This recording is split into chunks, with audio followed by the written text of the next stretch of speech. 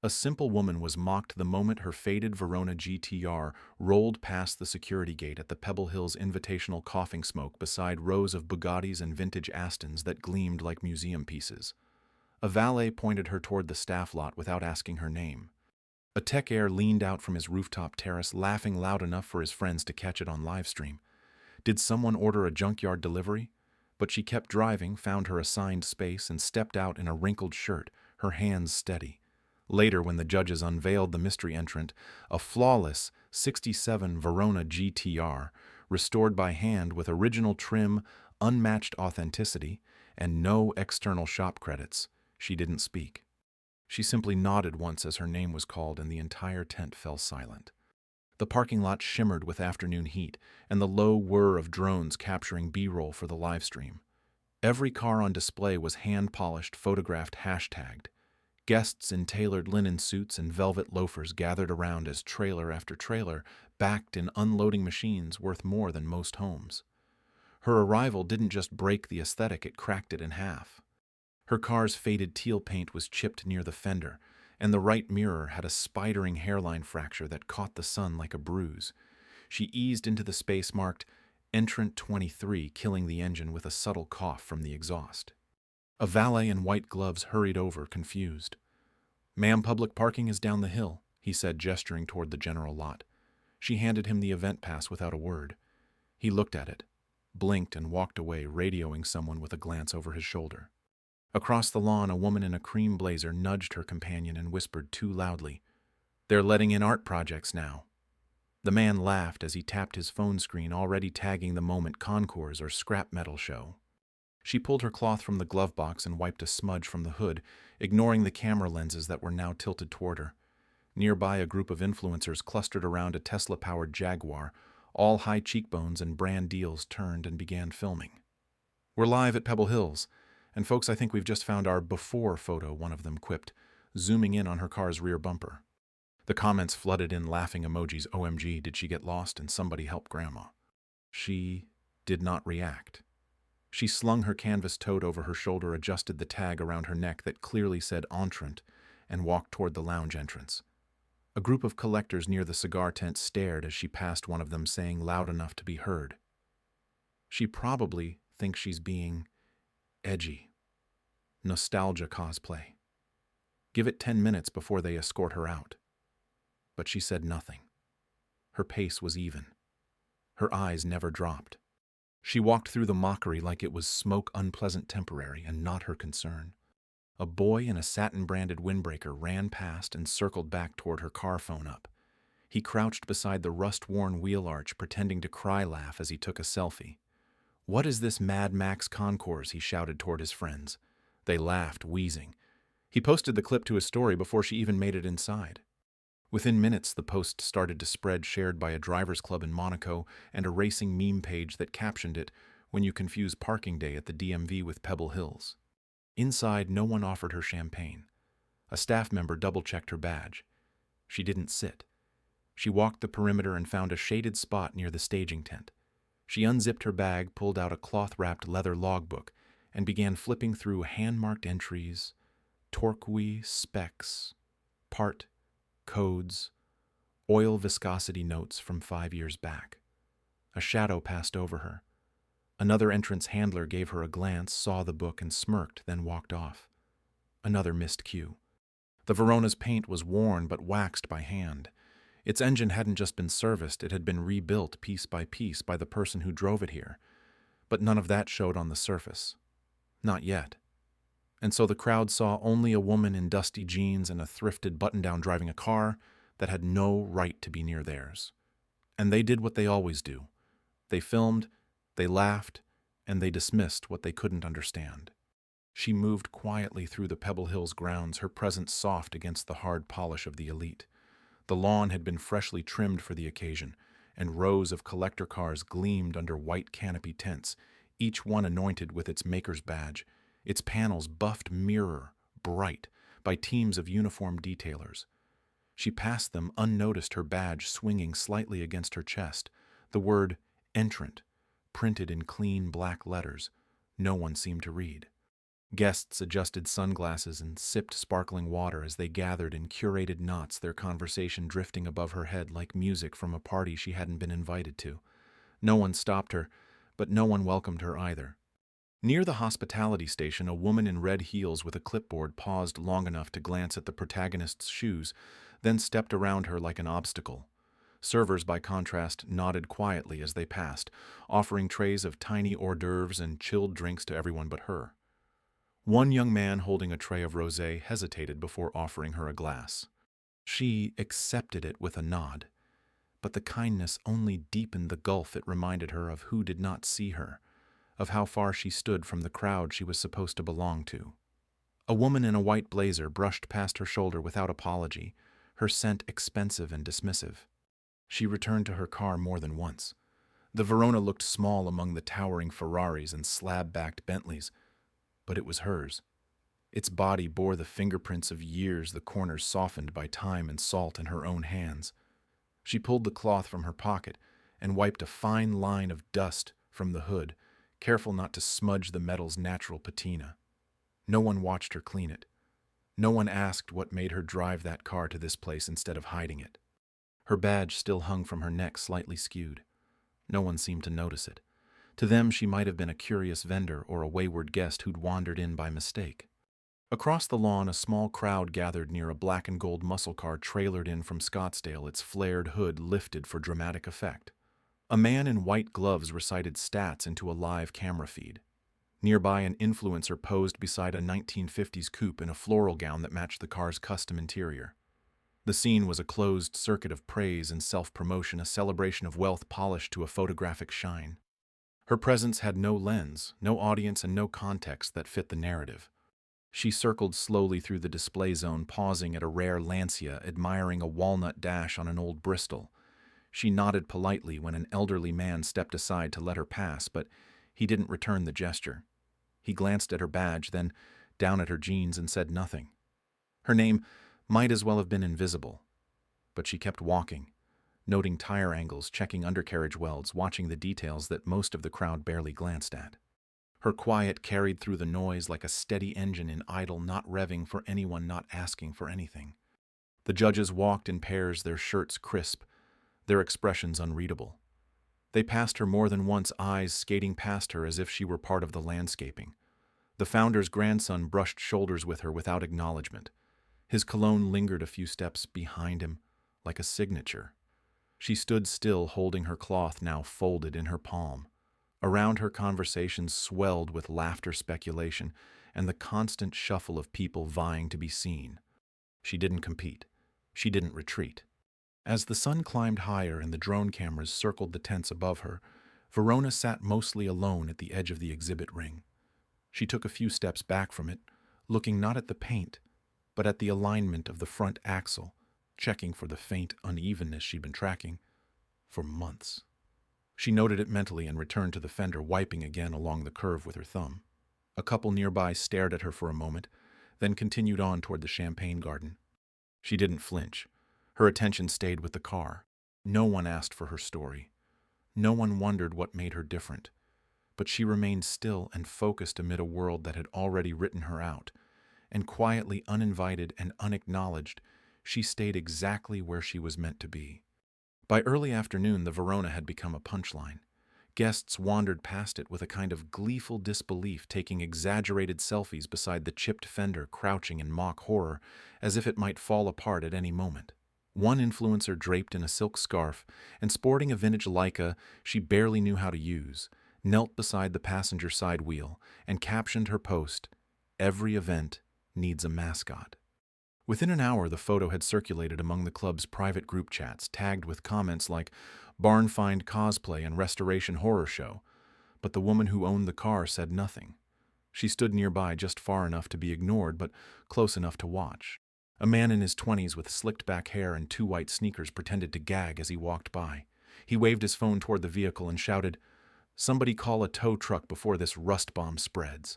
His friends laughed, and one of them mimed dialing voice, high-pitched and mocking, "Yes, we've got an outbreak of poverty on the concours lawn." The crowd around them chuckled, and no one intervened. Her badge still hung from her collar, unmoved, unread.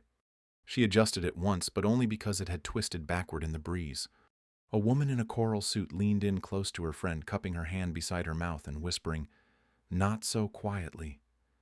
"Maybe she's one of those heirloom hardship types, like trying to make a point," the friend replied. "Or she just doesn't know she's not supposed to be here." They both glanced at her, then moved on, shaking their heads in mild amusement. The idea that someone might have earned their way in with effort, not pedigree or money, didn't occur to them. Or if it did, it wasn't worth entertaining. Then came the microfiber cloth. A man in a pale blue jacket wearing mirrored sunglasses and a Pebble Hills pin walked by with a group of minor tech investors. He slowed beside her, looked the car up and down, and smirked. From his back pocket he pulled a folded orange cloth, the type detailers used for final polish, and tossed it at her feet. "Here," he said, "you missed a spot." The cloth fluttered down, catching the breeze before settling near her toes. A laugh rolled through the group. She looked at the cloth, then back at him. She didn't bend to pick it up. The man turned back to his audience. "Honestly, I love the energy. It's giving, what if roadside assistance was a lifestyle brand?" His followers chuckled and took another video, this one focused on her expressionless face beside the car. The video was posted within minutes. Real grit. Real rust. Vintage fail. Someone added a laughing emoji and the phrase "vibes unmatched." The comment thread grew with jokes, each one louder and more assured than the last. A few feet away, a judge in a wide-brimmed hat and tailored navy slacks strolled by, pausing as if out of obligation. He raised an eyebrow, glanced at the car, then at her. "What's the drivetrain on this?" he asked, voice clipped and dismissive. His tone wasn't curious. It was performative, part of a checklist. She answered with a calm nod. "Straight six, rebuilt from the block. 5-speed manual." He gave a non-committal grunt, clearly unimpressed, and moved on without writing anything down. Behind him, a group of design students from a private institute gathered around the Verona sketchbooks open. One of them leaned in toward the cracked headlamp and muttered, "Is this what post-irony looks like?" Another snorted and drew an exaggerated cartoon version of the car, complete with speech bubbles. "Please don't restore me. I'm shy." They laughed quietly to themselves, flipping pages to compare caricatures. The woman said nothing. She stood back, cloth now folded in her pocket, her face unreadable. Even the announcer's tone carried a trace of amusement when he mentioned Entry 23, a Verona GTR with charming vintage character parked near the back lawn. His voice trailed off quickly as he moved on to the next feature car, a freshly refinished Porsche 904 that received a small ovation. Nobody clapped for her. She didn't expect them to. Her hands remained still by her sides. One man, not young but loud, asked loudly if the car had been dragged out of a lake or just left under a leaky barn roof. His friend replied, "Maybe it's not a car at all. Maybe it's a metaphor for ambition." Laughter followed them down the row.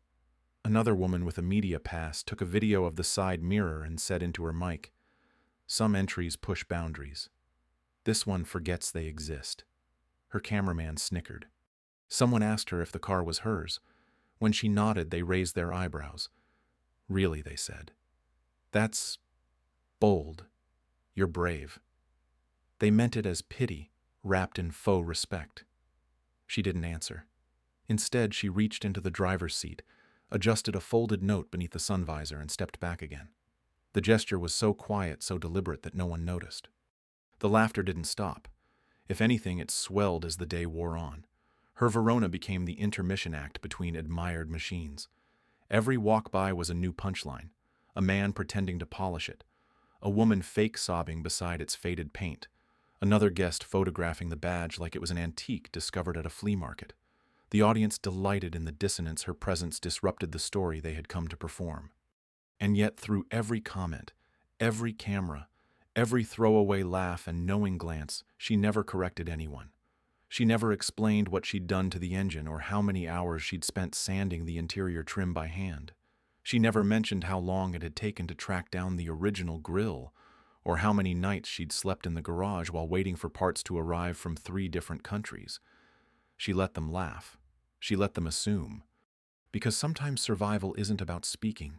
Sometimes survival is just standing still while the crowd circles and the moment builds towards something they can't yet see. She knelt beside the front driver's side tire, the valve cap already between her fingers, and pressed the gauge until it gave a firm, even read. The numbers matched what she'd written in her logbook that morning. 32, dead on. A soft breeze lifted her collar as she stood and moved around. To the passenger side, her steps practiced quiet. Her cloth remained tucked into her waistband, ready. The crowd buzzed a few paces away, still laughing over someone's comparison between her Verona and a shipping container. Then from across the green came a different kind of voice, older, slower, but unmistakably certain. "That cam's not stock," the man said, pausing mid-step as he turned his head toward her car. He wore a flat-cap khakis and a club pin older than half the guests here. He leaned slightly, as if listening again, narrowing his eyes. "That's hand-tuned. You hear it just at idle. Old Verona GTs never sounded that clean." The man's companion, a younger mechanic with a clipboard, nodded but didn't linger. They moved on, swallowed again by the sea of curated charm. She didn't look up. Instead, she reached into the back seat and unzipped a small leather pouch. From it, she pulled a compact wrench and fitted it to the edge of the carburetor linkage, her knuckles grazing the warm engine block. A half turn, then a whisper of throttle to test the curve. She tightened the screw again. Her motions were steady, the kind of quiet ritual that didn't need an audience. The car gave a soft, even rumble. Not flashy, just right. Two junior judges passed behind her. One held a digital scanner, the other a clipboard. They paused briefly to glance at the open hood, then each other, then moved on without a word. They hadn't even looked inside.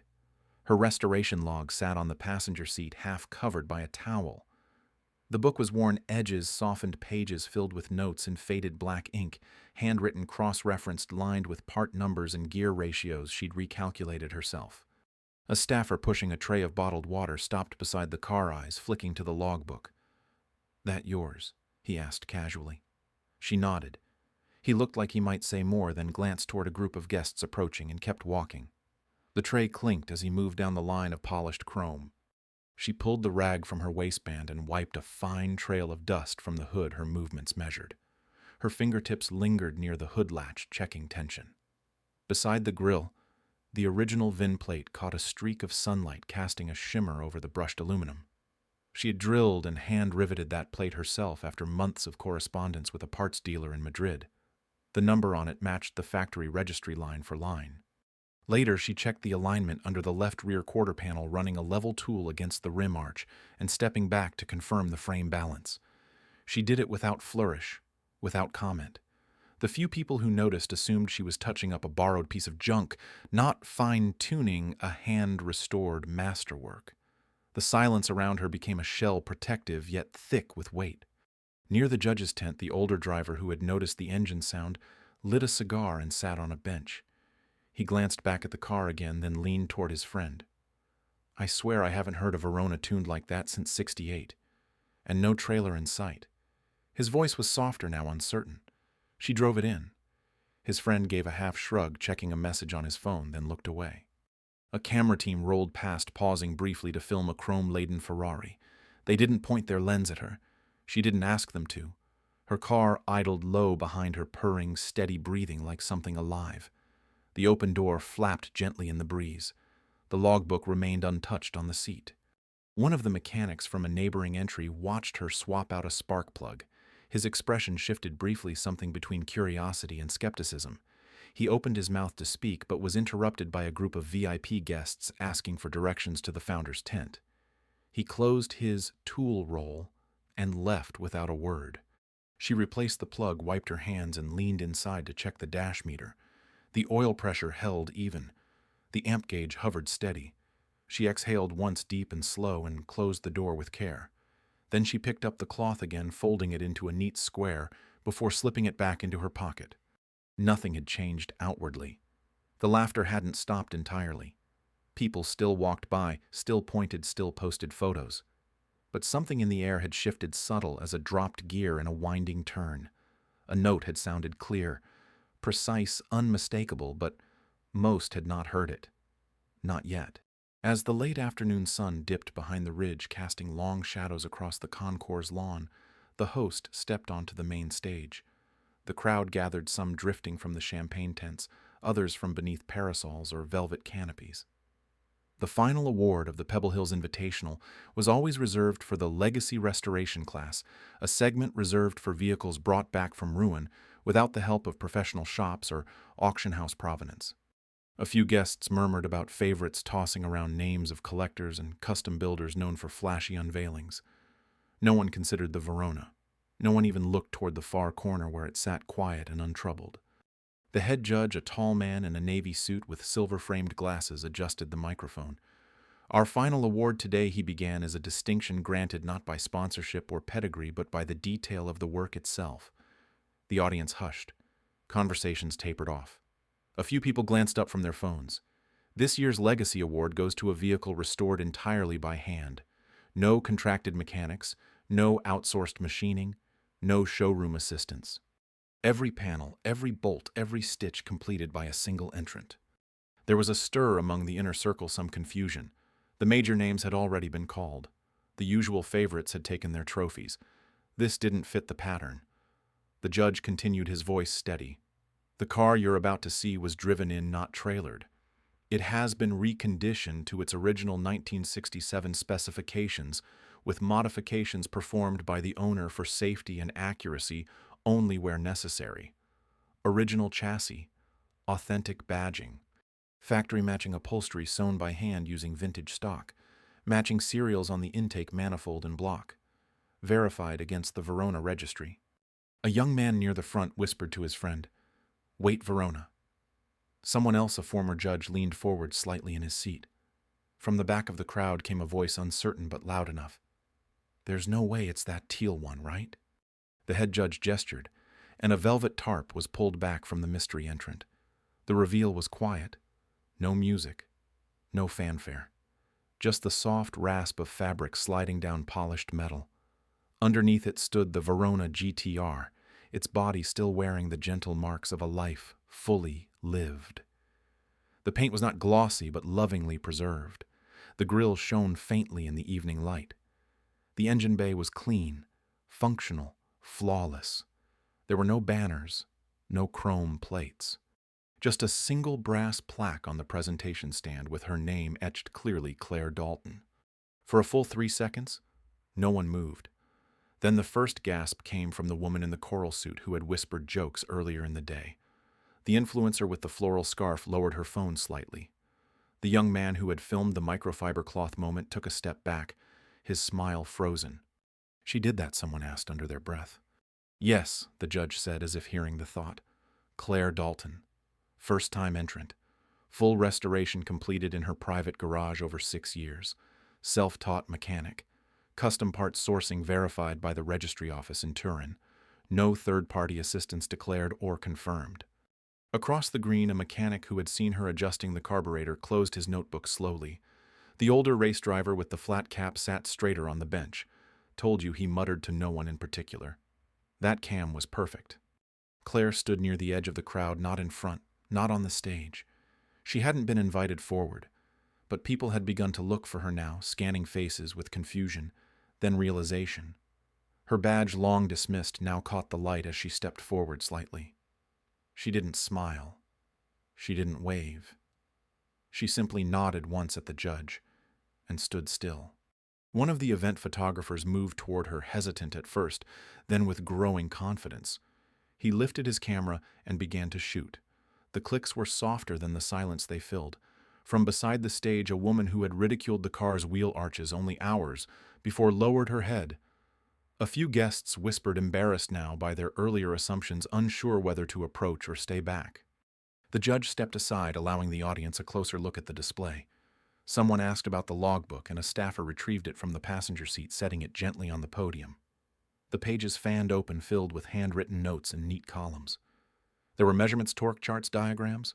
One page had a grease-smudged corner and a small date, 4 years old. Another was marked with initials next to a chassis alignment note. Everything had been recorded. Nothing was missing. A light breeze moved across the field as the sun slipped lower, casting a warm gold over the Verona's hood. The paint caught it just enough to glow, not bright, just honest.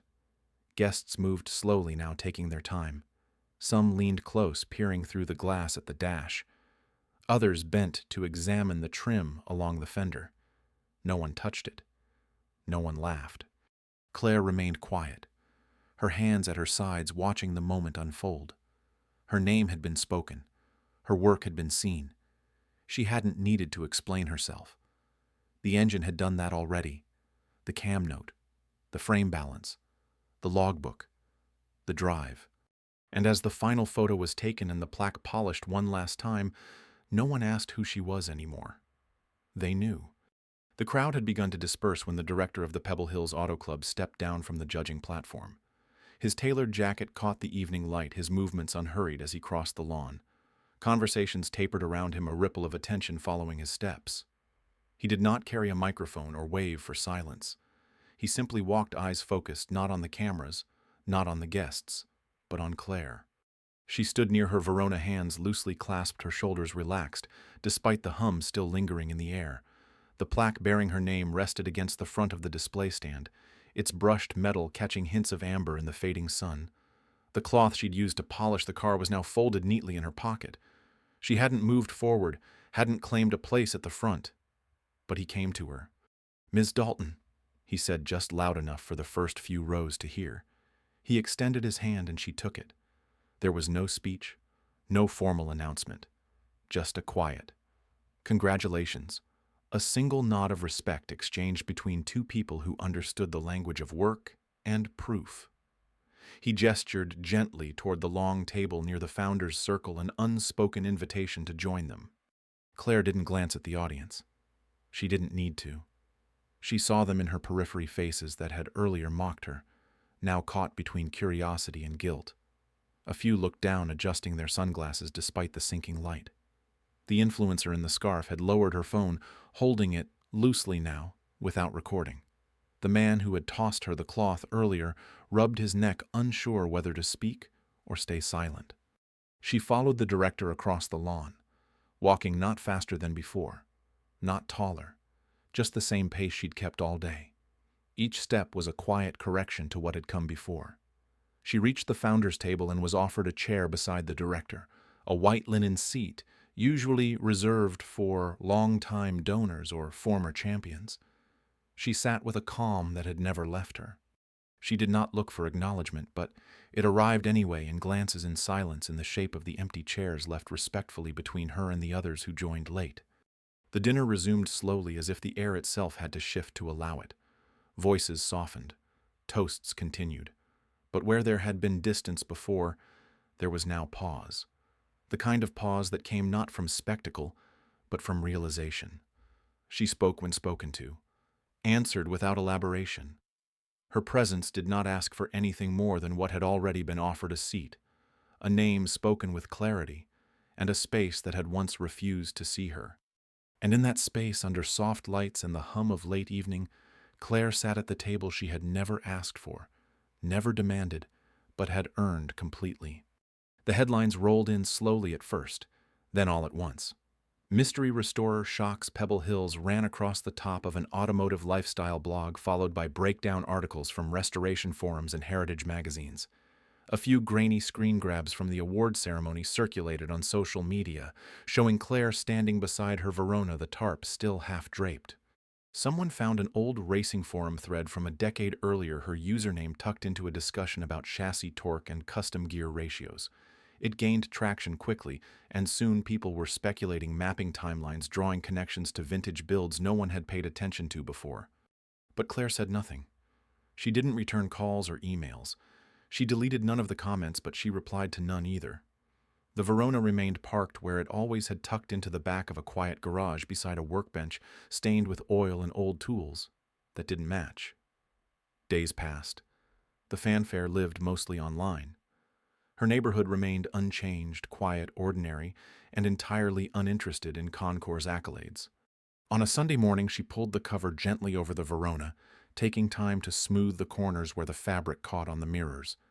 She set the cloth she'd used at Pebble Hills on the top shelf beside the logbook, now closed and bound with a rubber band. A thin envelope had arrived in the mail earlier that week, cream-colored, embossed with the subtle insignia of the club. She hadn't opened it right away. There was no rush. Now, she did. Inside was a handwritten note from the club director and an enclosed invitation. They were extending her a formal position on next year's judging panel should she choose to accept. There was no mention of publicity, no expectation beyond her presence and her perspective. She smiled once, folded the letter and slid it into the logbook's cover.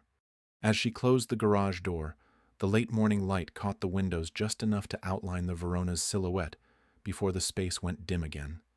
She paused at the threshold not to admire, but to check. Everything in place. Everything quiet.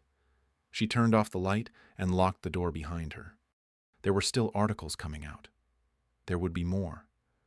But they could speak louder than she ever needed to. The work had already been done, and it had said everything that mattered. Her story was not a performance, not a brand. It was a life built slowly, carefully, and never for applause. She never asked to be noticed. She never fought for the spotlight.